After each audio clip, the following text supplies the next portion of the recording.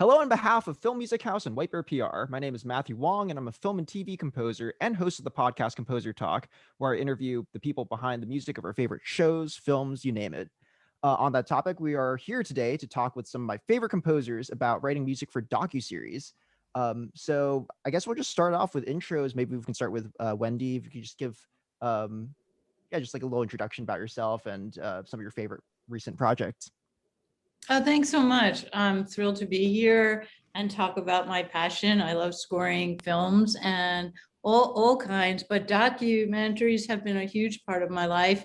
I I don't know, I've done a large number of them, and I started when I was 18. I'm blessed because this was an answer to my dreams to be able to find a way to combine my love of film, my life, which is composing music and ideas.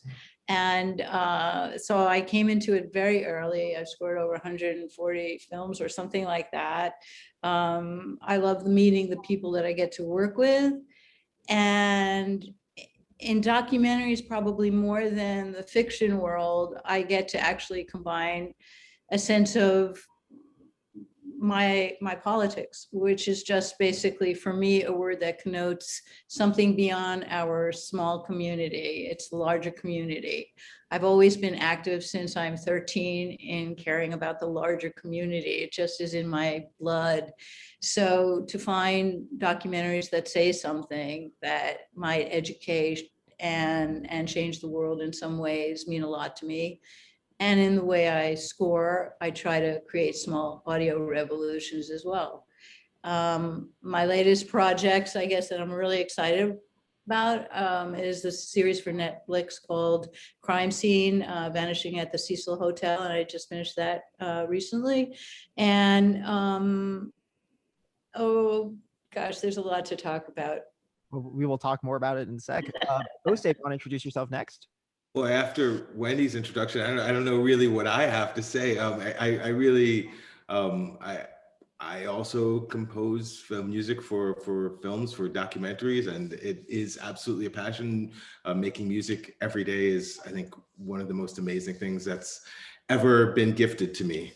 And it's all I really want to do. And I think, especially in documentary, much like Wendy said, I just, having the ability to inject your politics and your worldview, and having it align with your work is, I think, an even greater blessing than just being able to play music or write music every day. Just feeling as if you're doing some good in the world is an incredible thing. So yeah, that's probably it. And then series I'm excited about.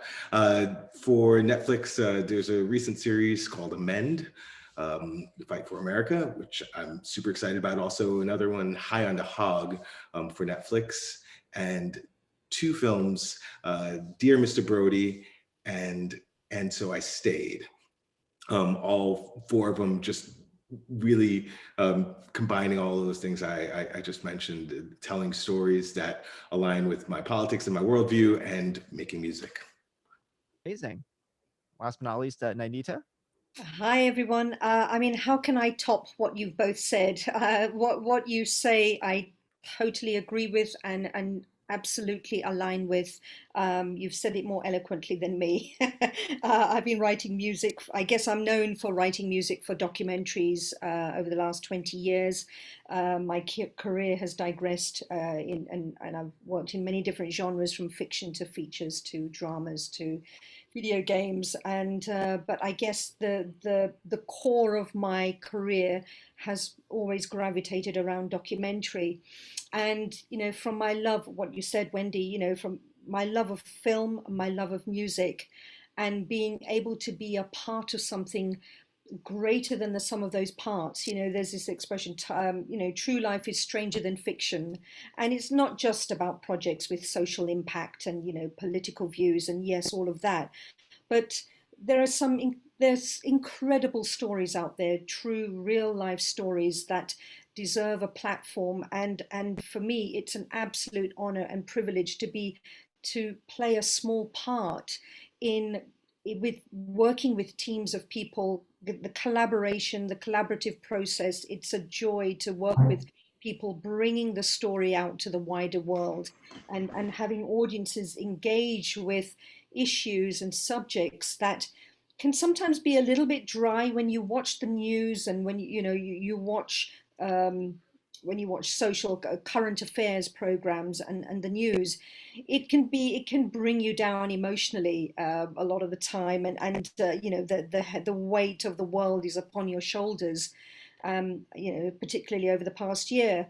But when you tell these stories in engaging ways, that make people want to, when you can move people emotionally and tell stories in true cinematic, beautiful ways, it's just an incredibly powerful medium to be a part of.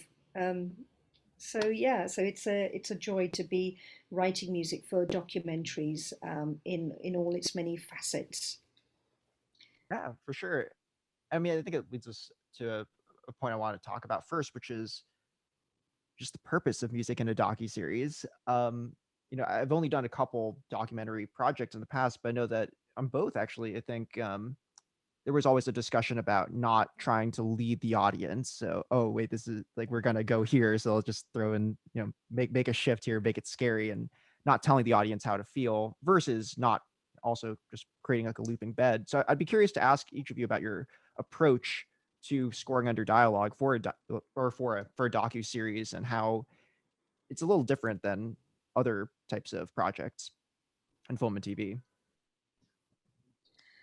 Yeah. Well, yeah. So, do you want to go first, Wendy? Oh, sure. I think it's, I think we all have scored fiction and nonfiction. I think there is a big difference. Theater is a whole nother bag, but fiction, you can, because it isn't real in some iteration, in some sense, you can sometimes go be much more present, let's say, than when you're writing under somebody that and it exists and who has a life that you have to really tread upon with delicate, in a delicate way, out of respect, allowing the story, as you say, not overwhelming with music in the right places. It's actually a little tricky to explain, but all I can say in a better way for me is, how do I approach a documentary? I look at the film, I absorb the film becomes part of me almost physically, and then I get away from it. I don't want to be tied to the image immediately, because then I can roam and create some themes that to me are going to synthesize what I believe the director wants to impart with the audience. We are the bridge. For me, I'd say music is probably one of the three most important elements. Maybe I'm overdoing it, but for me, music is huge. As you were saying, Nainita,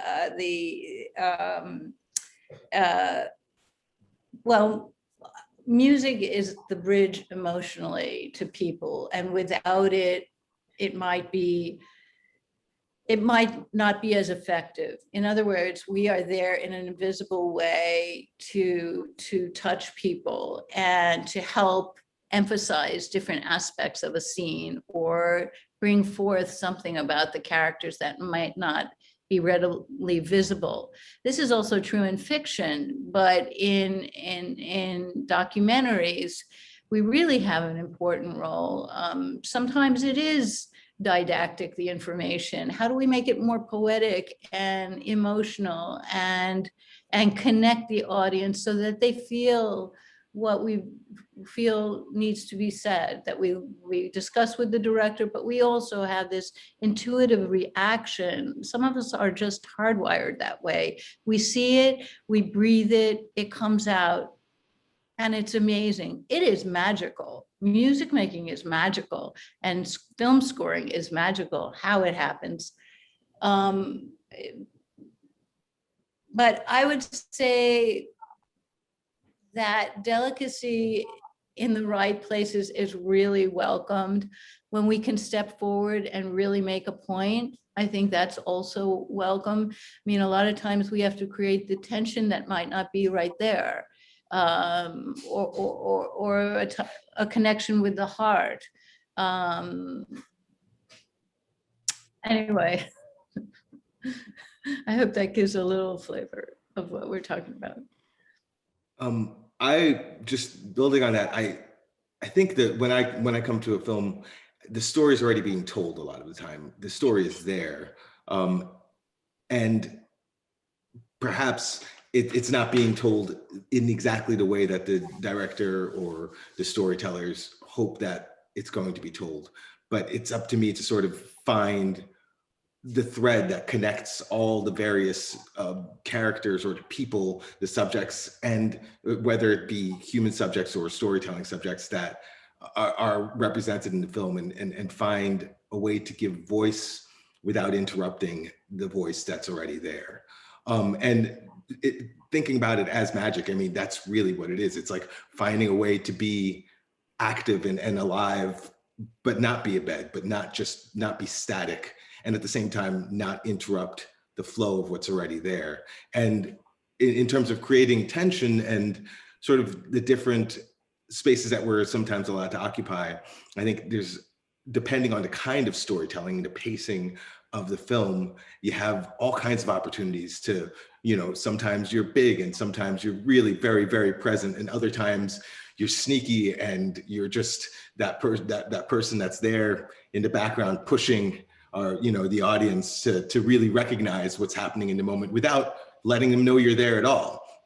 And I think that that's very exciting. So, in docuseries, I think a lot of the time the pace of storytelling is a little bit faster than it is in a 2-hour verite film, or in even a 2-hour film that is not verite.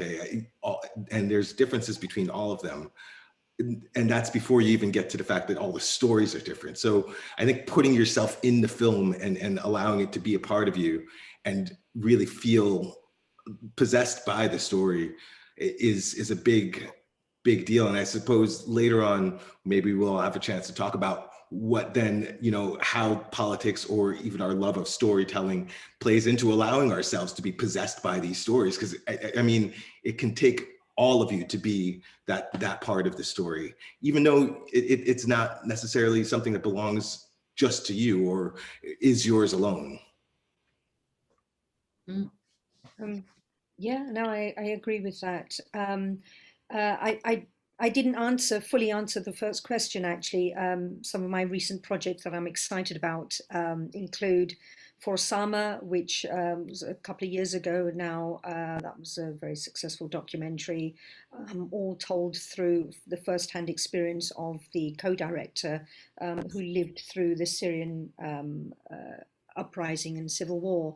The Reason I Jump, which came out in US cinemas earlier this year, about nonverbal autism, and American Murder, a feature documentary on Netflix that came out last autumn, which was quite an astonishing story. And to answer your question about the approach of writing for documentaries, for me, my way in tends to be,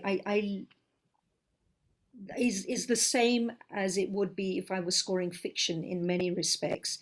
For feature documentaries, it's quite thematic, and I tend to dive in. I do research, when I have creative writer's block. I mean, I don't believe there's any such thing as writer's block, but when you're challenged and trying to find a way into a project, I dive in and I study the subject, and I learn and read books, and I watch other documentaries, and I find out as much as I can about the subject matter.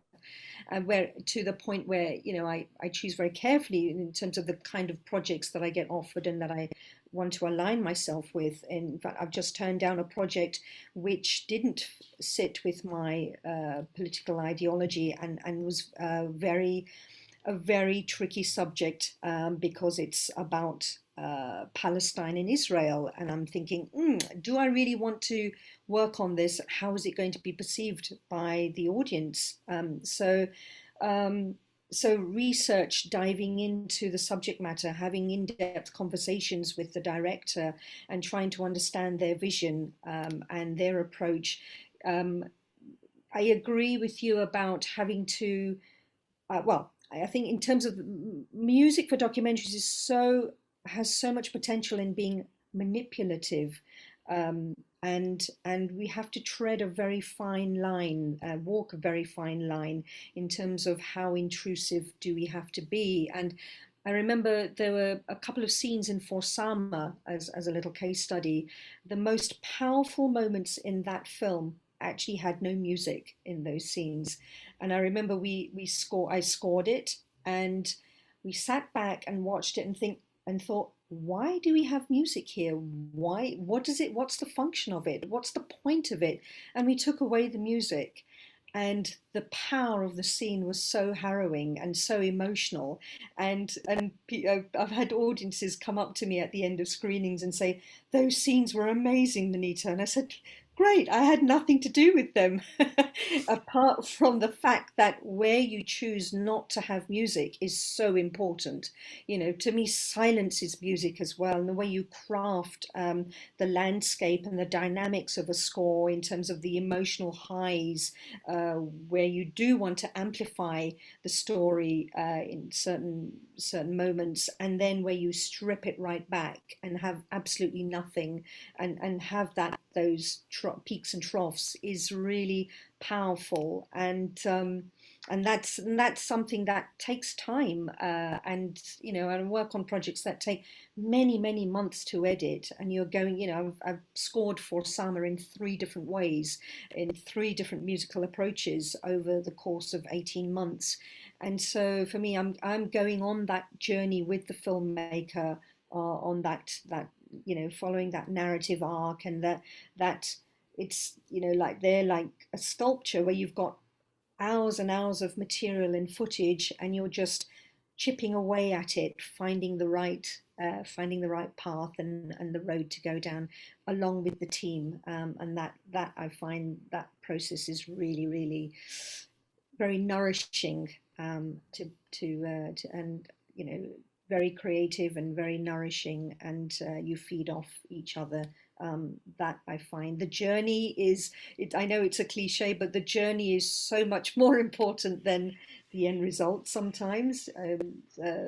So yeah. I hear you. Beautifully said. I love that you touched on just the idea of research when projects do come up, and I think in some ways most composers do some level of research when approached about any kind of project. But specifically with like a docuseries, like do you, I mean, I guess anyone here could talk about the process of trying to do research. Do you talk to people who um, might have more of an understanding of the subject, or do you just go online immediately? And in this process of research, do you feel like musical ideas come up too?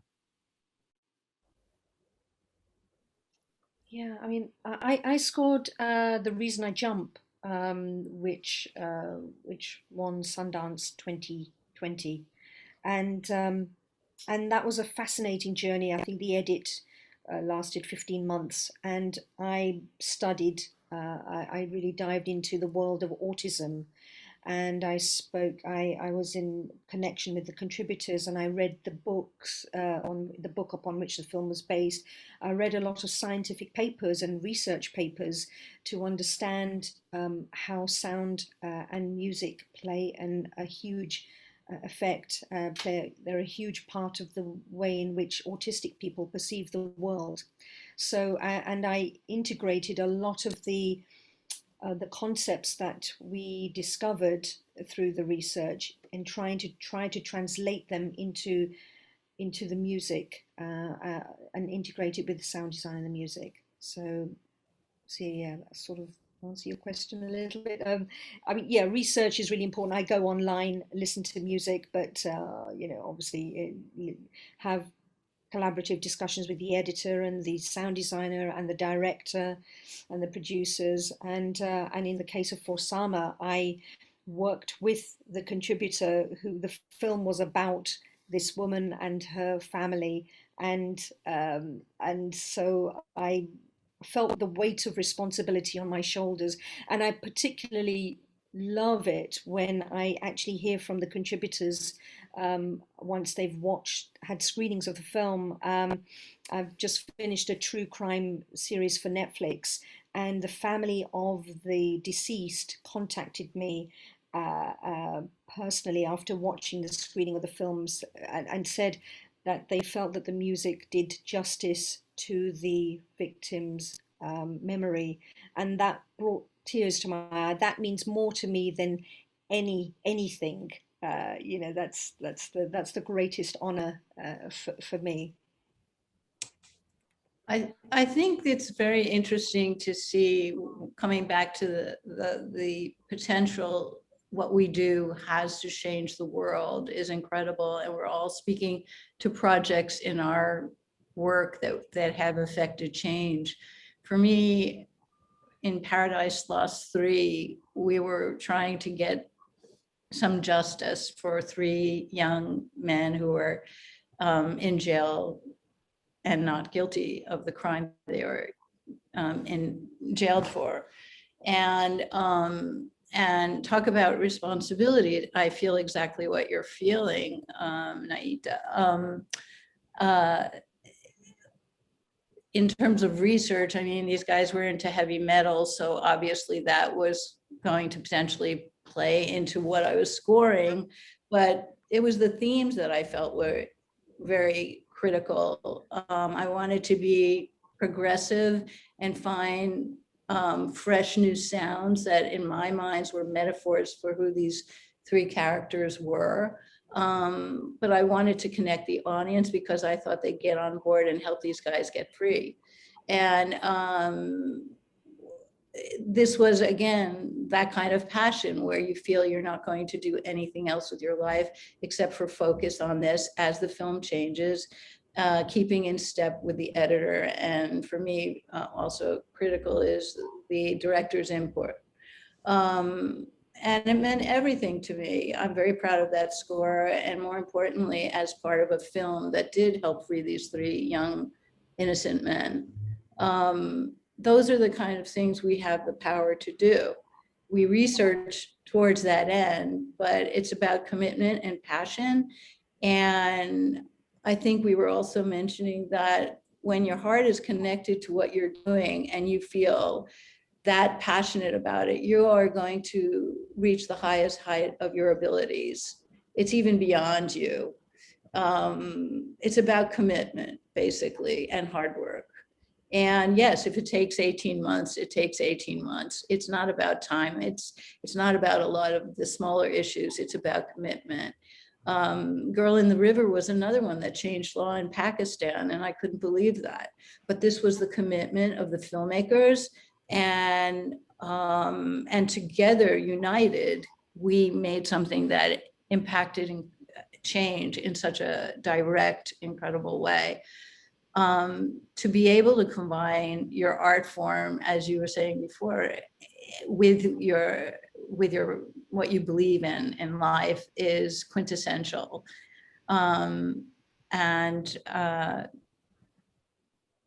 I guess we just have to keep doing it. Yeah, I when I'm coming to a project, I do definitely research in the sense that I might watch anything on this subject that has happened before. If there's a book written, I'll read that.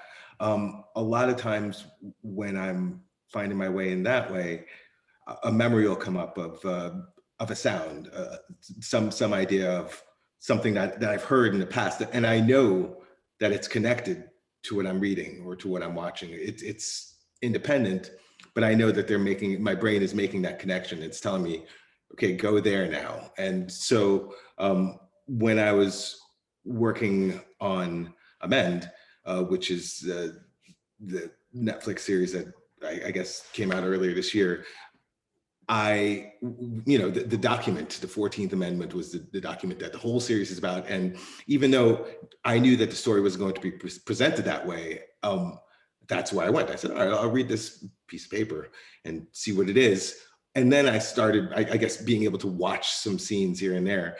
And watching it and having read the amendment, it brought sounds to to the forefront of my mind that I wouldn't necessarily, it's not a place that I was existing before.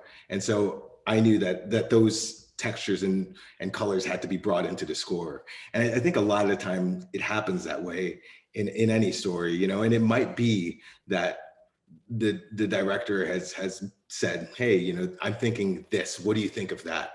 And as we talk about the story, it's sort of, you start hearing ideas or developing a theme, and it's there, and it really, the trouble is how do you bring it out into the world? It's in your head. It exists like with textures and colors and motion that you might not be able to express immediately, but it's there. And really the only thing you have to do is figure out how it's all going to work together.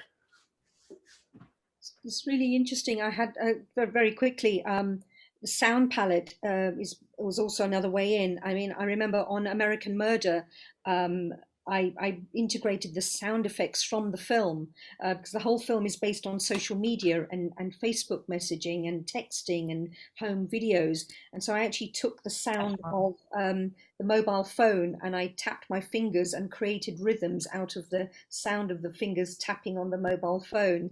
I just thought it was a more visceral way of connecting the audience with the subject of the film.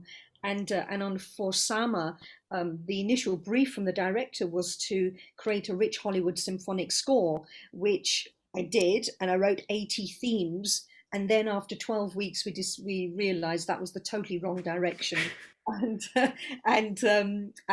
Because the whole tone of the film changed. And I brought in one instrument. I brought in the sound of this, I brought in this violinist who plays the violin, and he's from Syria. He's a Syrian refugee, and authenticity is really important for me in the scores for documentaries.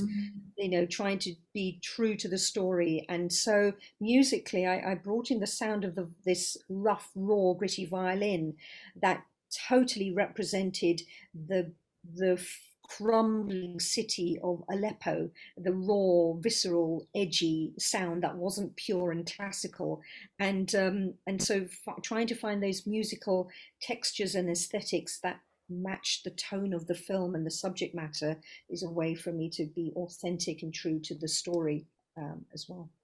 It's funny that, sorry, go ahead, sorry, Wendy. please. No, you go ahead. Oh, I was just going to say, you know, it's, oh no, now I've lost the thread. It's gone.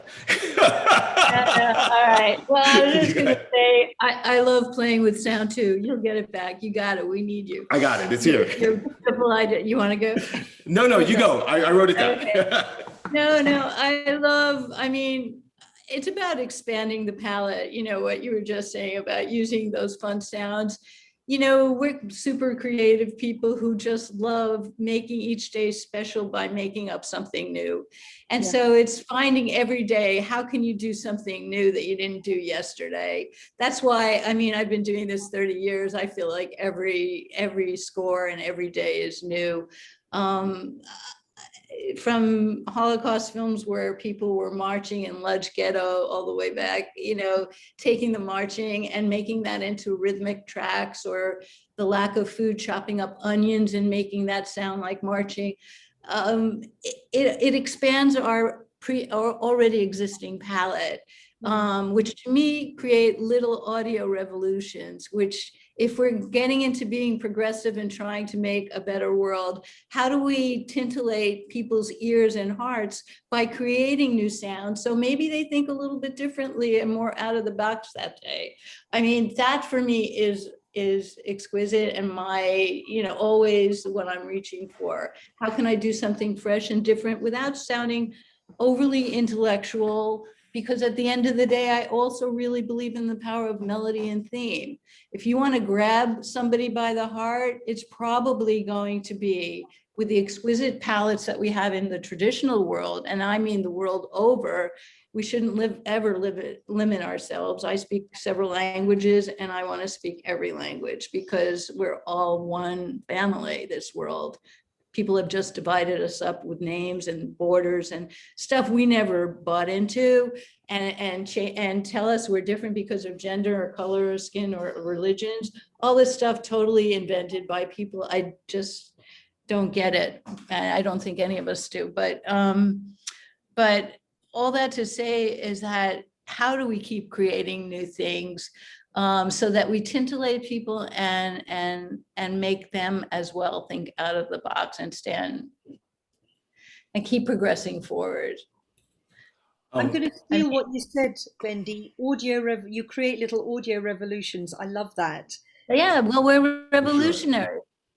We're revolutionaries in our art form, aren't we? We're scientists, we're inventing things. I am into astronomy as well. I don't see any distinction. I love math. I mean, it's all part of the all. And so, yes, I feel exactly what you're saying about authenticity. I think we're all related. We are all related. We are all out there doing, and I love meeting you for this reason. It's like finding kindred spirits out in the world, in a world where we feel very alone, because most of our lives, for me, is in a dark room by myself. And I love it, but I don't love it. I feel very lonely a lot of time. But it's the only way I can focus and get the best thing, because I feel so responsible to the people who are working their butts off to make the best film that they can to change the world, or to make beauty or poetry, or make people laugh. It's all important. But integrity is a huge part of that. And I am with you in that, always trying to find what is the right palette that brings us closer. Girl in the River, I hadn't been to Pakistan. I had to find a bridge to take me there. I wanted new sounds, but I wanted something that might connect, but I don't want to be so on the nose. So where does that lead you in your way of thinking when we choose our paint colors? Basically, I like to think, because I'm also a painter, what colors am I choosing to make this cue? What is going to touch people the best way? What is, the director has to feel on board. We're not working alone. We're working for the people, the filmmakers. And it changes. There are people who really want to tell you what you have to do. And there are people who say, listen, I totally trust you. I worked with you for 20 films. Go do it, I'm sure, and we'll tweak some things. So there's that range. But integrity is an extraordinary part of what we do. I think we choose our colors with tremendous care. I think we choose our themes with tremendous care. We were saying before we started recording, what we do is one of the most delicate art forms because it's invisible. It's something that is heard and felt. We don't see the music. And the process is grace. We have to keep on sculpting away until it fits right. It might be a huge block of wood when we start with a scene or a theme, but we carve it until it fits right, giving it the space, giving it the rhythm, giving it pauses. All those things are part of this extraordinary, magical process that we are part of, and that we sit back and respect and let it show what it needs to be, I think. Yeah, for sure. And just I want to go back to you. Oh, I mean, I guess the only thing I was going to add earlier on was that, I was thinking about the edit and how perhaps like a theme or textures or a palette comes to mind, or is sort of suggested by any research that I might do, or any conversations that I might have, or anything that I watch. It sort of starts to bubble up and percolate and come to a surface. And then it's really about calibrating it to the edit. And the edit is constantly changing, which means the idea is going to change and it's going to evolve with that edit. And it's going to be something different than the thing you initially heard. So in birthing it and like bringing it into the world, it's going to be, it probably entirely changed from the thing that you heard or thought. And that's really exciting to me is evolution, like these evolving ideas and changing ideas that, you're in control of to some extent. You can, of course, do anything you want with it, but because we are telling a story, we're not in control. We have to lose control to some extent while sculpting and actually crafting. And that's exciting, sort of doing both of those things at the same time, losing control and keeping control. It's, yeah, that's all. Can I just say something? That's an interesting point, is like when we come into the process, for some people, it's at a rough cut or almost a fine cut stage. And for other people, people really like you to come in at the lock stage. And it's very, very different for us at our end, because if something for me is constantly shifting, yeah, of course, I'm going to go with it. But there's something also beautiful about coming in when it's almost done, because then I know my sketch is going to really stay that way, and I could just finesse it from there. I think, you know, if you're like me, you see pros and cons in everything, but where we come in is really an interesting element in our process and does affect things. Because, well, just quickly, for me, I see a film, I absorb it completely, and I go off to the piano and I play for 5 hours. And usually in the first few days, an 11-minute piece comes out, and it's got the essence of most of the main themes. And then I have to get into colors and orchestration and arrangements. But that to me is amazing, because to me, it's like falling in love. Your first reaction could be your best reaction, your most gut felt reaction, your most honest reaction. And I don't know how you feel about that, but that's been often my experience, and I find it kind of thrilling. Yeah. I think they all, oh, I'm sorry. I think I'll finish and just say, I think it's all exciting. I think any way that you come at it and any way that you get to the other side as the journey is the exciting part. And so either way. Yeah. Totally. Yeah. I've found many different processes, and having to be flexible and pliable with the way that directors want you to work, and also producers, because, you know, I've come in on projects really late in the day, when I remember working on a feature documentary, The Confessions of Thomas Quick, when the director had been editing it for 6 or 7 months. They'd been temping away, and with all sorts of film scores. They gave me they gave me the locked cut and said, you've got 5 weeks to score this film, 5 or 6 weeks. And the temp was dreadful. And I said, look, please trust me. I threw away the temp, and Yay.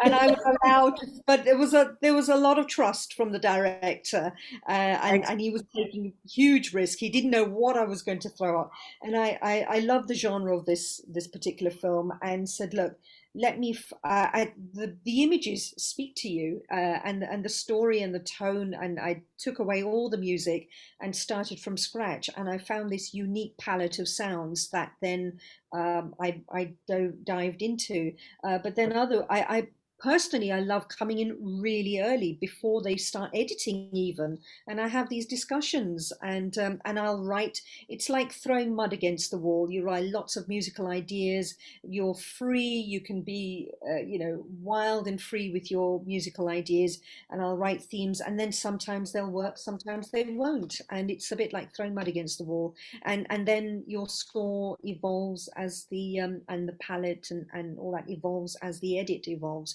But I don't, working like that, I think where you're free of the pressure, away from the pressure of the edit, and you haven't got a really tight deadline or a TX date or a launch date, means that sometimes when you're working under pressure, to a tight deadline, you create music under this culture of fear, where you're afraid that if you make the wrong move and you write the wrong music and it's not accepted, you're going to be fired, and I love those long gestating projects where it's an organic experimentation process, where if you write music and it's not working, it's not a bad thing. There's no right or wrong. You're just trying things out. Things may not work. You've got the freedom to try something else, and eventually you find your path. I think that's brilliant. If you don't mind me just commenting on what you just said, and I think it's very important for the young composers to know that if there's a way to see the film without the temp music, or to see it and then get rid of it, you're in a much better space to do your own better score. It's my favorite story is a fiction film I did with Juan Campanella, who did Secrets in Their Lives. Anyway, great Argentine. We did 15 films together, and I saw this film, The Boy Who Cried Bitch, great film, black and white, without any music, and it all worked. Okay, I'm putting us all out of work. The film worked without us. To me, it was brilliant because they had to make sure the story was being told. The music wasn't going to have to fix something. It was all working. I then came on and put on one of my best scores ever, which I still love to this day. And this is 30 years ago, this film. It worked. And I love us then coming on. We can then freely spot it where we really feel the music should go. And then there's all this space to write your best score because you're not being fed ideas that could be good, but maybe you could come out with something better, like you were just saying. And time, as you were just saying, is a very incredibly important element. I had to do a series, like most of us probably did, Profiler, where you had to, in 6 days, score a fiction drama, 43 minutes, and it was wall-to-wall music. And it had to be great, and it had live recordings, and it was constantly changing till the last day. Pretty crazy schedule to give to people. That's what TV is like. And wouldn't we like to have a bit more space and time to be able to come up with our best incredible ideas so that we can enhance the film even better? So if there's time and there are filmmakers out here, yes, time is another thing to give your composers. I definitely, go ahead, Nainita, please. Time more than budget, actually, because we all want to do the best work and give, you know, when you're writing music, you're imparting a little bit of your soul. And so when you're criticized, you know, your work is critiqued by the director. Oh, I'm not sure. It hurts a little bit inside because you give it your best shot. And for me personally, I always find that my first attempt at something is always, you know, my vision undiluted, and then you have other voices coming in, which means that then that vision gets diluted. Not that it's, you know, I mean, it's a collaborative art form, so you know, we work together to create the best we can for a project. But so I'm not saying that my opinion is the best and the right all the time. But yeah, sorry, I was interrupting you. Oh, that's okay. I was only going to say, you know, I appreciate time in I guess also whatever form it's given. So I love when I have time to think about an idea and let it sort of build in me, and then create something that is, maybe it's my best idea, maybe it's not. Maybe it's my best idea for me, and maybe it's not for the project, and that's okay also. And I think when I'm writing, I'm going to be writing, I'm going to be making music, I'm going to be creating, I'm going to be telling stories, and hopefully I'm telling it, what I'm hearing and what I'm trying to create hews as closely to the vision that the director or producer will be happy with. But ultimately, if they're not, then it's already done. I had that experience of making, and granted, going back is always difficult. I think with a gentle hand, or with, you know, really strong direction, I'm always so excited to say, all right, well, let's see how else we can approach that. Only because it gives me another opportunity to dive in. What will this new story be? You know, sometimes it's more difficult if it's not, I guess, leveled in a way that I can understand immediately, or is somewhat unclear to me. Then I get, you know, like anyone, confused. I want to imagine that what I've told already is the best I can tell, or is the truest I can tell, but it can always be something else. And I think depending on how that's asked of me, or how I'm directed to do that, I can make something even better, as a general term, better, not in terms of just the story. I think that's really cool what you're saying. And I think it really points out that a composer has to be ready to really feel strongly about what they're putting forth and have confidence in it, and at the same time be open that the director's going to come along and say, you know, that's really wonderful. Hopefully they say it like that. But I was kind of thinking like this, you know, and Right. like you say, the approach should be in a healthy, positive way, that it gives us an opportunity to try our hand in a different perspective, because we are not all knowing. Absolutely. Yeah. Absolutely. Sorry, I'm gonna have to wrap this up. Oh, sorry. Oh no, sorry, you're wrapping it. I was just going to one last thing. I just want to jump on that all-knowing, Wendy. I think that is always, you know, we're talking about bridges, and I think that's always the most difficult thing is figuring out how to know more and how to really communicate about music, because we can have an idea and we're not able to communicate it as well as maybe we want to, but more importantly, we can't present it as a complete idea without knowing what it is that we're supposed to be saying. That was much more unclear than I wanted to be. Again. It's funny. I was wishing that the three of us were just jamming, because I was recording all night long and I have no idea if anything I am saying makes any sense, but I'm It's really beautiful. trying. And if the three of us were just jamming, I wonder how that would, or the four of us, forgive me, Matthew, you're a brilliant, wonderful composer. The four of us were making music together. How would this interview or panel sound musically? Wouldn't that be so much fun and so cool? Maybe our next one, we can build something as we sit. Yeah. I would love it. Me too. That'd be fun. So I'll much. get those books. We'll make sure to get White Bear to set this up. But I just want to say a special thank you to Wendy Blackstone, Osei Essed, and Nainita Desai. Behalf of Film Music House, White Bear PR, Composer Talk, and myself, it's been a great conversation to be a part of, and hope you all enjoyed. Thank you so much. Thanks. Thank I you. am thrilled to meet you all, and anybody out there listening, I hope that we were able to share, to help. Thank you. Yeah.